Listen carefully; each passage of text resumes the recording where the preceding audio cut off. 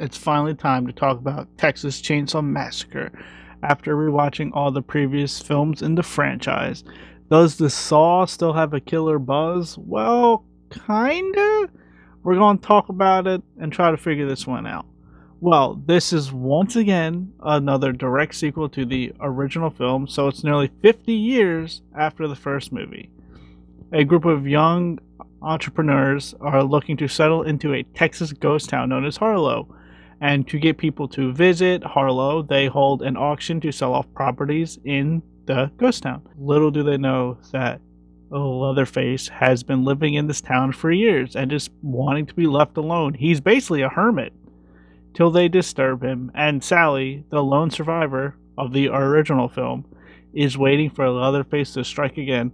So, yeah, the plot is super basic, but to be fair, every film in this franchise has an extremely simple, bare bones plot. Like, to the point where I don't even think the original film is that good. Like, I think it's one of the best horror films, but from a pure plot perspective, it's pretty weak. But that's besides the point. So, I'm going to talk about what I liked about the film first. We all watch slasher movies for the kills and the gore and the next cool way to kill someone. Kind of like playing a Mortal Kombat game. What's the next cool fatality? And for the kills and the gore, neither aspect is disappointing by any means. The kills are brutal, and the gore is shown completely full force. I was actually pretty shocked seeing how much they could get away with, even with an R rating, because we all know the MPAA is really picky about violence. Like, we see bones getting snapped, we see freaking bodily intestines, and so much more. Let's just say it's the first film in the franchise to actually have a massacre.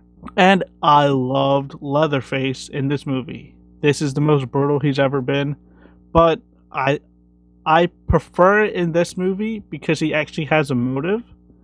It's not just because he's being manipulated by his family or anything like that. He has an actual reasoning behind these killings now. And I dug that because you kind of get an insight into his mind and why he responds to certain things the way he does. And you almost feel sympathetic for him. So, like, in every film, he is the best, aspect. They also have Texas Chainsaw Massacre merchandise in the film, similar to the Tremors movies, because there's a documentary in universe of the first film that acts like a little recap of the first film, and it's a really clever way to catch the audiences up. They would, like, people in Texas would sell like oh, like, check out these murders, haha, we can make money off of them. Like, that happens in the modern day. Like, that happens all the time, so it makes sense.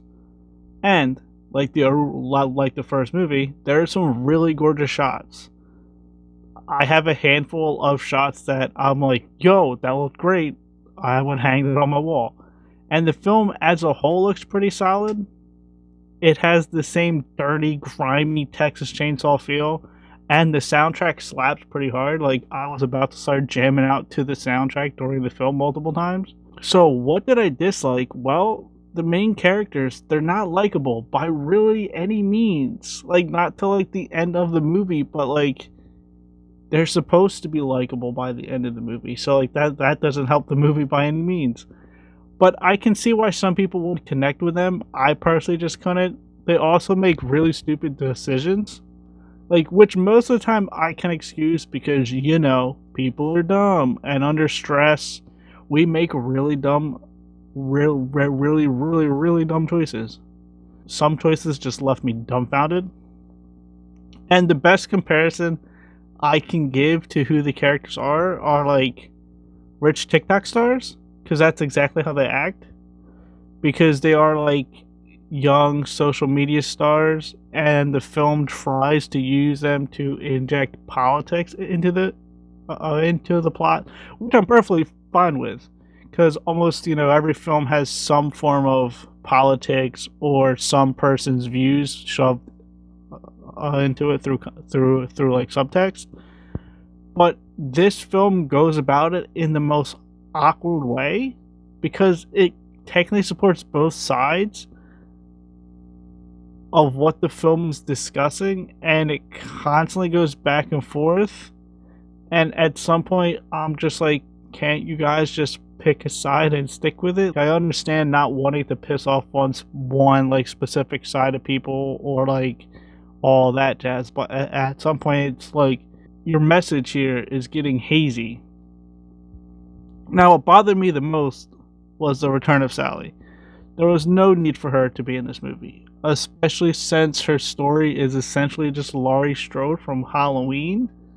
And Laurie Strode from Halloween is essentially just Sarah Connor from T2, but that's a discussion for another day. And Sally's been looking for Leatherface for 50 years, waiting for him to return. Like, come on, man, that's super close to Halloween. And I know there is nothing new out there, there's no new story beats that we haven't seen a million times, so I get it. But like, Halloween is still fresh in people's minds. Like, the last film just came out like 4 months ago. Also, she does things that I find it really hard to believe that her character would do. No spoilers, of course, but I just think she was poorly handled, and I just don't understand the thought process to bring her back and use her the way that they did. But yeah, Texas Chainsaw is a great schlocky 80s slash film with brutal kills, but at the same time it's also a rough sequel to a beloved classic. Would I watch more of these? Absolutely. Would I be happy if this was the final film? Absolutely. So feel free to leave your thoughts down below. Thanks for watching. Like, subscribe if you would so kindly, and keep trying to do better and keep being good people.